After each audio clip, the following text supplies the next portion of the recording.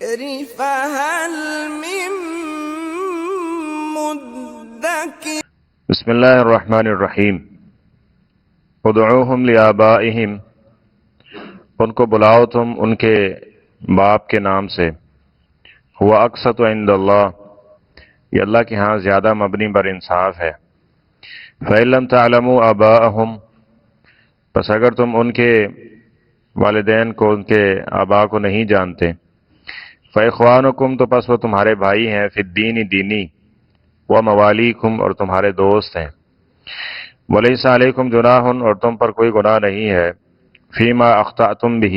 جو تم نے خطا سے یا غلطی سے یہ کام کیا،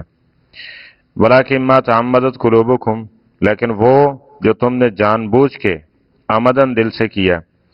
وکان اللہ غفور الرحیم، اور اللہ تعالیٰ بہت بخشنے اور رحم کرنے والا ہے۔ النبی اولا بالمؤمنین، نبی زیادہ حق رکھتے ہیں مومنوں کے ہاں، من انفسہم، ان کی جانوں سے، وازواجہ،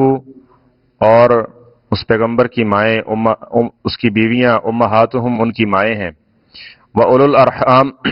اور رشتہ دار، بعضہم، ان کے بعض، اولا، وہ حق رکھتے ہیں، ببعض، ان بعض کے ساتھ، فی کتاب اللہ، اللہ تعالیٰ کی کتاب میں، من المؤمنین والمہاجرین، مومنوں میں سے اور مہاجرین میں سے،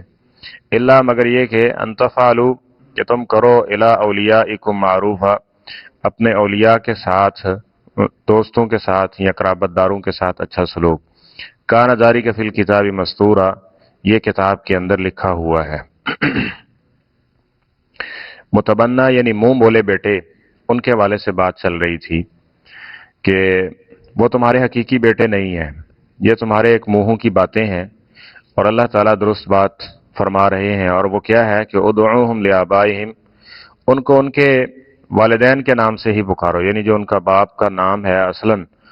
اسی کی طرف اس کی نسبت کی جائے۔ سیدنا عبداللہ بن عمر رضی اللہ تعالیٰ عنہ فرماتے ہیں، ہم جو زید بن حارثہ تھے نا، نبی کریم صلی اللہ علیہ وسلم کے منہ بولے بیٹے تھے، ان کو زید بن محمد کہا کرتے تھے، قرابت بھی تھی، تعلق بھی تھا، نبی کریم صلی اللہ علیہ وسلم نے ان کو اپنے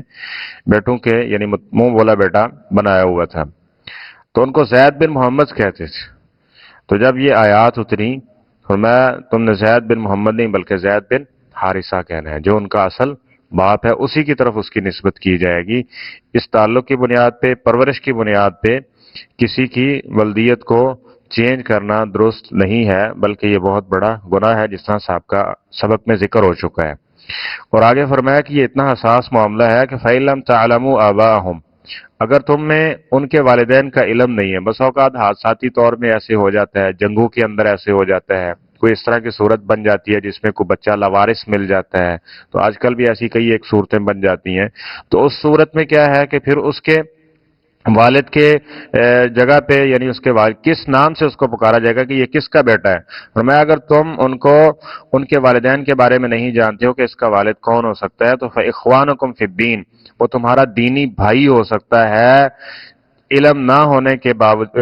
ہونے پر اس کی نسبت کسی دوسرے کی طرف فرضی طور پہ نہیں کی جا سکتی، حالانکہ یہ اضطراری صورت ہے، مجبوری والی صورت ہے، لیکن اس صورت میں فرمایا اگر تمہیں علم ہے، یقین ہے تو لکھ دو، اگر ایسا نہیں ہے تو اس کے باپ کو یعنی اس کو تمہارا بھائی سمجھا جائے گا، اور اس کی باپ کی طرف یعنی کسی کی نسبت نہیں کی جائے گی۔ فإخوانکم فی الدین وموالیکم، اور تمہارا دوست ہے، یعنی جس کے پاس وہ پرورش پا رہا ہوگا تو اس کو دوست کہا جائے گا، اس کا بھائی کہا جائے گا، ٹھیک ہے، اس اعتبار سے، لیکن اس کا بیٹا کہنا یہ کسی صورت روا نہیں ہوگا۔ ولیس علیکم جناح فیما اخطأتم بہ، اب یہ عرب کے اندر بہت زیادہ عام ہو چکا تھا، اور خصوصاً زید رضی اللہ عنہ ان کے بارے میں یہ معروف ہو چکا تھا، تو غلطی سے بس اوقات ایک چیزیں زبان پہ آ جاتی ہیں، اور یہاں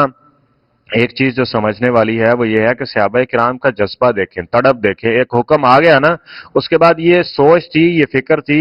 کہ اگر ہماری زبان سے کوئی غلطی سے کوئی ایسا جملہ نکل جاتا ہے تو اس کا کیا بنے گا، کہیں اس پر مواخذہ تو نہیں ہوگا۔ جس طرح ہم پیچھے دوسرے پارے کے اندر پڑھ رہے ہیں کہ جب تحویل قبلہ کی آیتیں نازل ہوئی تھی نا کہ تم بیت المقدس کی بجائے بیت اللہ کی طرف منہ کر کے نماز پڑھنا شروع کر دو، تو ان کو یہ فکر لائق ہوگی کہ ہماری سابقہ نمازیں کیا بنے گی جو ہم نے بیت اللہ کی طرف منہ کر کے نمازیں پڑھتے رہے، ان کا کیا، یعنی ان چیزوں کی ایک فکر تھی کہ یہ کمی کوتاہی جو ہو رہی ہے کہیں اس پہ ہمارا مواخذہ نہ ہو،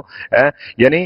یہ ہے تقوی، یعنی گناہوں سے بچنے کی ایک فکر ہوا کرتی ہے، اور یہاں بھی وہی چیز تھی۔ تو اللہ تعالیٰ نے فرمایا وَلَيْسَ عَلَيْكُمْ جُنَاحٌ فِيمَا أَخْطَأْتُمْ بِهِ، غلطی سے سبقت لسانی کی بنیاد پہ، کیونکہ زبان پہ ایک چیز چڑھی ہوئی ہے، غلطی سے وہ بات جو ہے وہ ادا ہو جائے گی تو اس کے اوپر کوئی گناہ نہیں ہوگا۔ گناہ کب ہے؟ وَلَٰكِن مَّا تَعَمَّدَتْ قُلُوبُكُمْ، جان بوجھ کے تمہیں علم ہونے کے باوجود، بتانے کے باوجود پھر اس کو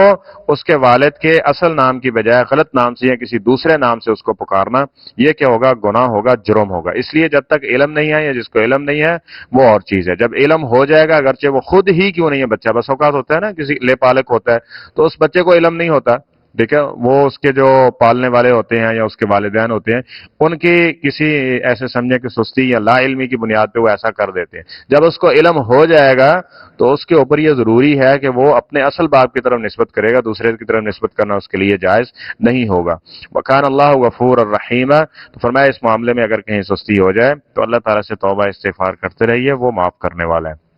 اور آگے پھر پیغمبر کے ساتھ کیا تعلق ہے اس کا مزید ذکر کیا گیا کہ ایک یہ ماں باپ والا تعلق ہے، یاد رکھیں ماں باپ کو والا تعلق یہ چھوٹا تعلق ہے، لیکن جو نبی اور امتی والا تعلق ہے یہ اس سے بھی بڑا تعلق ہے۔ ماں باپ والا تعلق دنیاوی اعتبار سے دیکھا جائے تو ایک مفاد کے اوپر مبنی ہے، جبکہ جو نبی اور امتی کا تعلق ہے اس میں اندر کوئی مفاد نہیں ہے۔ جس طرح نبی کریم صلی اللہ علیہ وسلم فرما رہے ہیں کیا ہے کہ تم جہنم میں جا رہے ہو، میں تمہیں پکڑ پکڑ کے کھینچ کے بلا رہا ہوں، اور بس اوقات کیا ہوتا ہے ماں باپ کیا کرتے ہیں، کوئی گل نہیں انہوں سو لین دیو ہے، وہ نماز وہ دین اسے پیچھے کر دیتے ہیں اس کو، لیکن پیغمبر کیا ہے نبی کریم صلی اللہ علیہ وسلم کہ ہر صورت وہ اپنے امتی کو، اپنے جو ہے ماننے والے کو اس جہنم سے بچانے کی کوشش کر رہے ہوتے ہیں، ٹھیک ہے۔ تو یہاں اس تعلق کو واضح کیا گیا، تو فرمایا نبی اولا بالمؤمنین من انفسہم، جو پیغمبر علیہ الصلوۃ والسلام کا مقام ہے، حیثیت ہے، مرتبہ ہے، وہ یہ ہے کہ وہ ان کی جانوں سے بھی زیادہ قیمتی ہے۔ وہ معروف حدیث آپ سنتے رہتے ہیں، جناب عمر رضی اللہ عنہ والا واقعہ کہ میں سب سے بڑھ کے آپ سے محبت رکھتا ہوں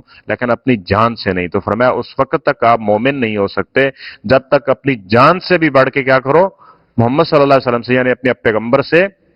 محبت نہ کرو، کیونکہ جو انسان کی جان ہے بس اوقات انسان خود اپنا نقصان کر رہا ہوتا ہے، اپنی خواہش کی پیروی کرتے ہوئے خود اپنے آپ کو دوزخ میں لے جانے والے کام کر رہا ہوتا ہے نا، گناہ اور نافرمانی والے، ٹھیک ہے۔ یعنی انسان اپنا بھی اتنا خیر خواہ، اپنے نفس کا، اپنے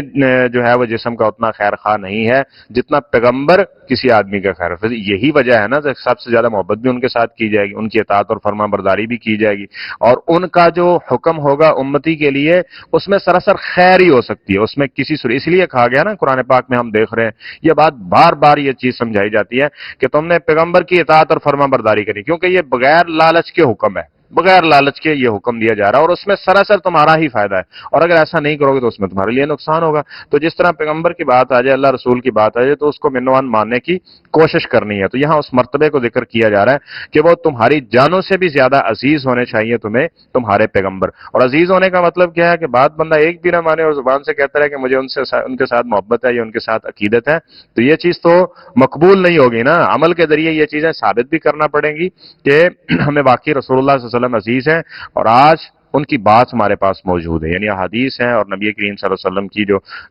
ایسے سمجھے فرامین کی صورت میں ہمارے پاس موجود ہے، ان کے اوپر عمل کرنا، ان کی سنت کے اوپر عمل کرنا، جس طرح صحابہ کرام نے عمل کر کے ہمارے لیے نمونہ کے طور پہ دکھایا ہے۔ وَأَزْوَاجُهُ أُمَّهَاتُهُمْ، اور جو پیغمبر کی مائیں ہیں ان کی تقدیس کیا ہے، ان کی تطہیر کیا ہے، فرمایا کہ اللہ تعالیٰ نے ان کو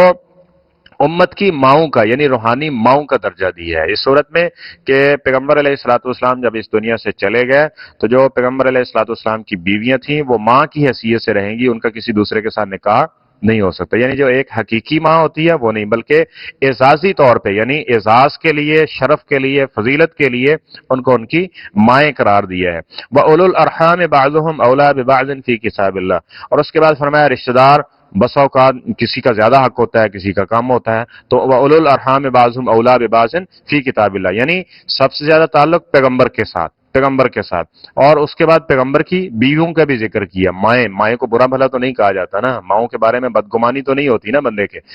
تو ازواجہ امہاتہم، یعنی اس بارے میں کسی قسم کا، یہ ایسی مقدس ہستیاں ہیں، کوئی ایسا ذہن میں نہیں. اور اس کے بعد فرمایا رشتہ داری کا خیال رکھنا ہے. وَأُولُو الْأَرْحَامِ بَعْضُهُمْ أَوْلَىٰ بِبَعْضٍ فِي کتاب اللہ. اب جس طرح زید بن حارثہ اس وقت انہوں نے کہا تھا نا، جب ان کے والدین ان کو لینے آئے تھے تو انہوں نے کہا تھا نہیں میں نے آپ کے ساتھ نہیں جانا، میں نے محمد صلی اللہ علیہ وسلم کی رقابت میں ہی رہنا، ان کا حسن سلوک اور ان کے اچھے ان چیزوں کی وجہ سے. بس اوقات یہ نہ ہو کہ ایسی قربت کی وجہ سے جو ایک رشتہ داری والا تعلق ہے وہ ٹوٹ جائے. اسلام نے پیچھے ہم پڑھا ہے نا سورہ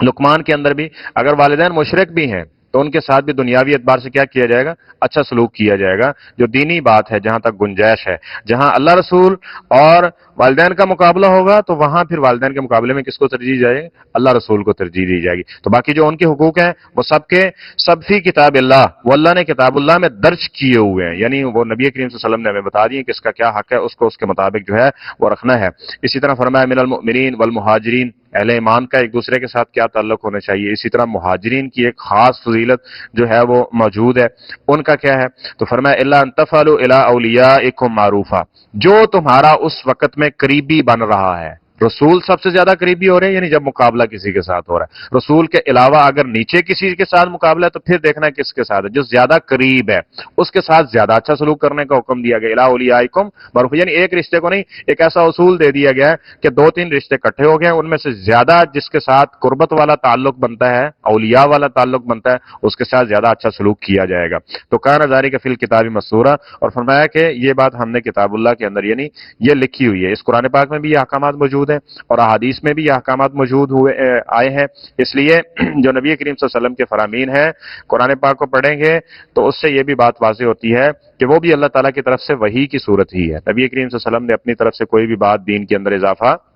نہیں کیا، وہ اللہ کی بتائی ہوئی باتیں بتائی. اور تیسرا مفہوم جو مفسرین نے اس میں ذکر کیا، اس سے مراد لوح محفوظ ہے، یعنی لوح محفوظ میں بھی یہ احکامات موجود ہیں. ٹھیک ہے، قرآن پاک میں بھی اللہ تعالیٰ نے نازل کی ہے، اور اس طرح نبی کریم صلی اللہ علیہ وسلم کی زبان سے بھی ہمیں ان کے بارے میں تعلیمات دی ہیں کہ کس کے ساتھ کس طرح کا معاملہ ہونا چاہیے. صدق اللہ العظیم.